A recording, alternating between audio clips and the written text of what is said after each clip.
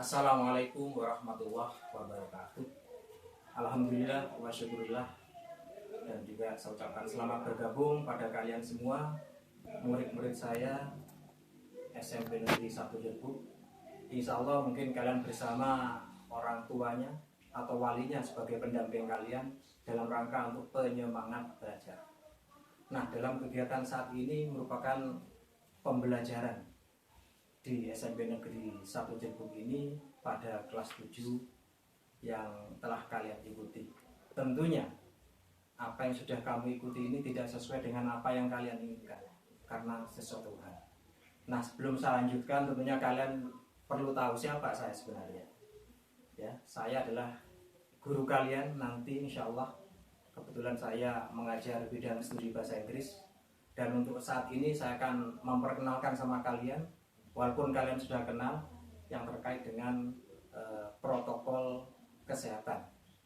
Perlu diketahui bahwa untuk kegiatan pembelajaran saat ini, terus terang saja banyak hal-hal yang mungkin banyak kurangnya, termasuk kelulusan kalian dari SD yang mestinya adanya suatu perpisahan dan lain sebagainya, itu pun tidak diperkenankan dan tidak diperbolehkan. Karena apa?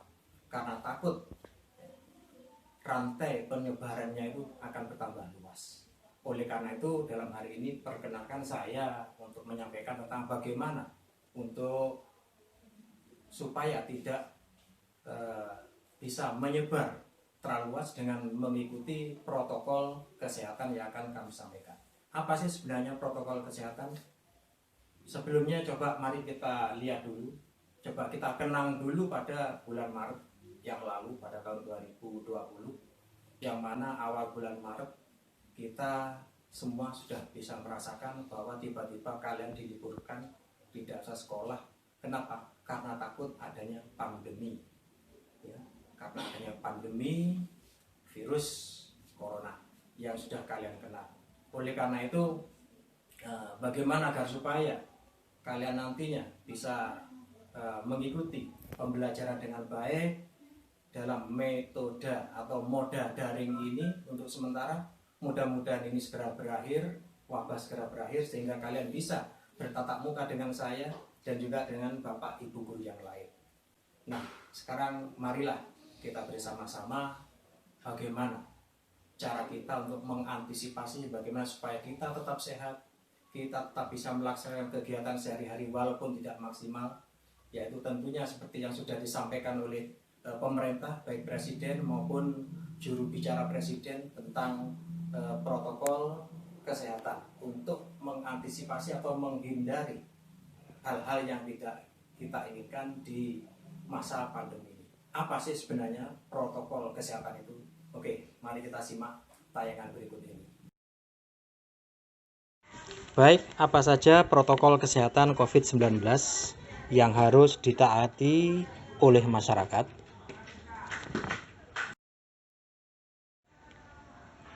1. Jaga kebersihan tangan.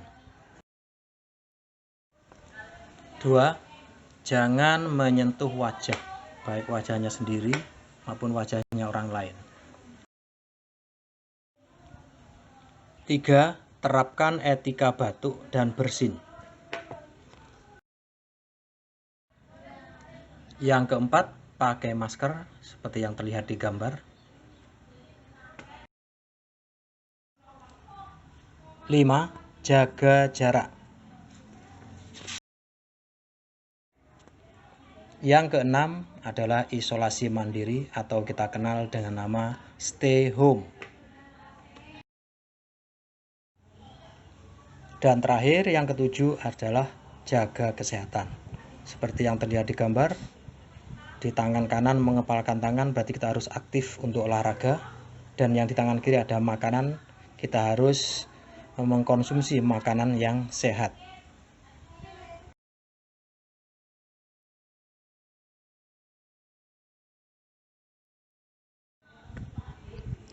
Berikut rinciannya berdasarkan informasi yang dimiliki oleh Kementerian Kesehatan dan gugus tugas percepatan penanganan COVID-19. Mari kita lihat. Yang pertama, jaga kebersihan tangan. Bisa kalian lihat tahapan cara membersihkan tangan. Bersihkan tangan dengan cairan pencuci tangan atau hand sanitizer apabila permukaan tangan tidak terlihat kotor. Namun apabila tangan kotor maka bersihkan menggunakan sabun dan air mengalir. Cara mencucinya harus sesuai dengan standar yang ada, yakni meliputi bagian dalam, punggung, sela-sela, dan ujung jari, seperti yang telah sering kalian lihat sosialisasi yang ada di TV. Yang kedua, jangan menyentuh wajah. Dalam kondisi tangan yang belum bersih, sebisa mungkin hindari menyentuh area wajah, khususnya mata, hidung, dan mulut. Baik seperti yang sudah saya sampaikan di awal, baik wajahnya sendiri maupun orang lain, mungkin adik kalian gemes melihat pipinya dipegang-pegang. Nah, itu hindari. Mengapa? Karena tangan kita bisa jadi terdapat virus yang didapatkan dari aktivitas yang kita lakukan. Jika tangan kotor ini digunakan untuk menyentuh wajah, khususnya di bagian yang sudah disebutkan sebelumnya, maka virus dapat dengan mudah masuk ke dalam tubuh.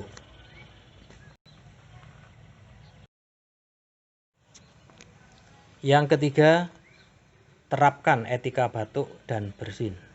Jadi janganlah batuk seolah-olah diarahkan kepada orang lain, sehingga air yang ada di dalam tubuh kita yang kecil-kecil itu maka akan menyebar.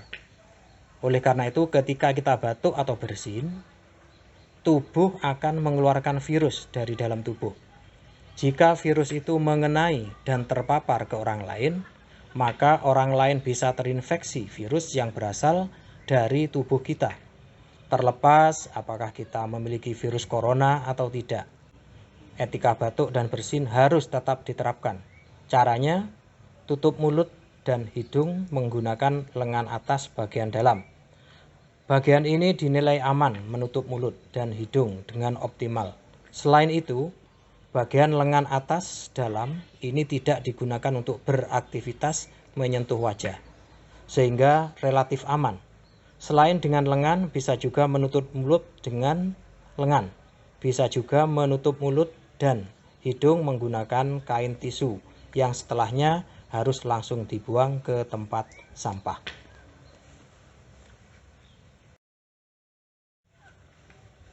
Selanjutnya, pakai masker. Bagi Anda yang memiliki gejala pernapasan, kenakanlah masker medis kemanapun saat Anda keluar rumah atau berinteraksi dengan orang lain. Setelah digunakan, 1 kali dan harus segera diganti. Jangan lupa buang masker di tempat sampah yang tertutup dan cuci tangan setelah itu. Perlu kalian ketahui bahwa untuk masker yang baik adalah masker kesehatan yang sekali pakai langsung dibuang, yang mana ciri-cirinya adalah di atas masker tersebut ada kawat sehingga kita bisa menekuk kawat tersebut sesuai dengan postur hidung kita. Namun bagi Anda yang tidak memiliki gejala apapun, cukup gunakan masker non medis karena masker medis jumlahnya lebih terbatas dan diprioritaskan untuk mereka yang sangat membutuhkan.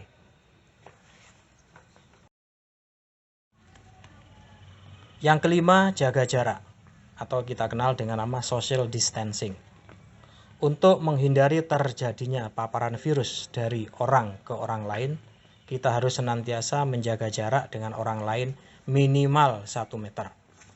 Terlebih jika orang tersebut menunjukkan gejala gangguan pernapasan. Jaga jarak juga dikenal dengan istilah physical distancing. Kita dilarang untuk mendatangi kerumunan, meminimalisir kontak fisik dengan orang lain, dan tidak mengadakan acara yang mengundang banyak orang, sehingga menyebarnya virus akan semakin cepat dan banyak.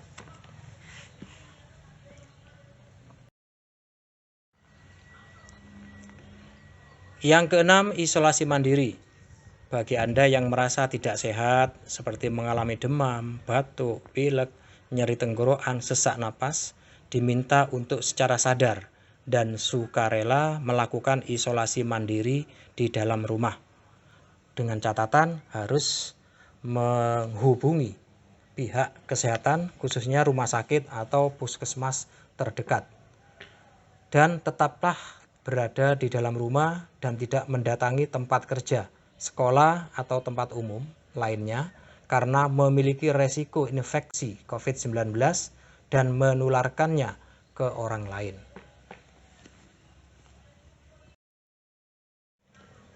Jaga kesehatan. Selama berada di dalam rumah atau berkegiatan di luar rumah, pastikan kesehatan fisik tetap terjaga dengan berjemur sinar matahari pagi selama beberapa menit, mengkonsumsi makanan bergizi seimbang, dan melakukan olahraga ringan. Istirahat yang cukup juga sangat dibutuhkan. Namun, kondisi istirahat sesuai dengan umur. Jangan sampai disamakan dengan bayi yang setiap harinya istirahat terus, baru bangun kalau mau mimik. Oleh karena itu, dalam upaya menjaga kesehatan selama masa pandemi ini.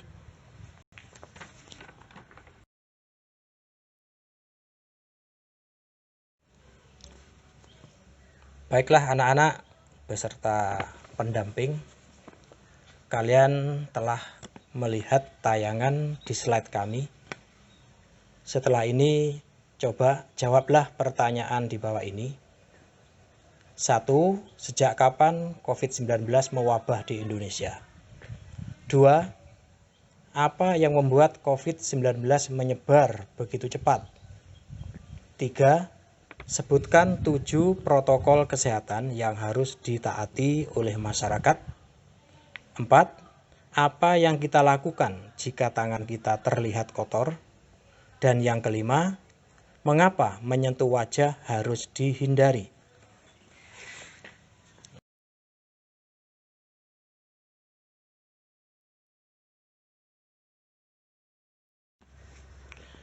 Baiklah anak-anak dan Bapak Ibu yang mungkin mendampingi, selamat mengerjakan tugas bagi anak-anak. Jawaban kalian saya tunggu. Terima kasih. Kurang lebihnya saya mohon maaf. Saya akhiri. Wassalamualaikum warahmatullahi wabarakatuh.